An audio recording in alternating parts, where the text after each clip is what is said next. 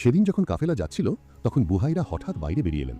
সাধারণত তিনি কাফেলাগুলোর প্রতি কোনো খেয়াল করতেন না, কিন্তু এবার ভেতর থেকে যেন কিছু একটা তাকে টেনে আনলো। দূর থেকেই তিনি কাফেলাটিকে দেখলেন এবং তার দৃষ্টি স্থির হয়ে গেল মুহাম্মদ সাল্লাল্লাহু আলাইহি ওয়াসাল্লামের ওপর। তার চোখ জ্বলে উঠল। তিনি দেখলেন একটি মেঘের টুকরো যেন মুহাম্মদ সাল্লাল্লাহু আলাইহি ওয়াসাল্লামের ওপর ছায়া করে আছে। যখন তিনি কাফেলার সঙ্গে একটি গাছের নিচে বসলেন তখন গাছের ডালপালাগুলোও যেন নুয়ে এসে তাকে স্পর্শ করতে চাইছিল। বুহাইরার হৃদয় আলোড়িত হয়ে উঠল। তিনি তাড়াতাড়ি কাফেলার লোকদের ডাকলেন এবং বললেন, এসো, আমি তোমাদের জন্য দাওয়াতের ব্যবস্থা করছি। কাফেলার লোকেরা অবাক হয়ে গেল, কারণ আগে কখনো বুহাইরা কোনো কাফেলার প্রতি এমন মনোযোগ দেননি। তবুও সবাই রাজি হলো এবং তার গির্জার দিকে রওনা দিল।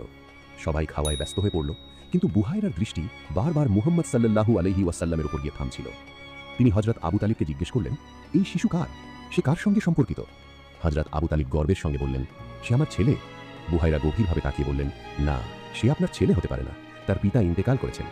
হযরত আবু তালিব বললেন, হ্যাঁ, ঠিকই বলেছেন,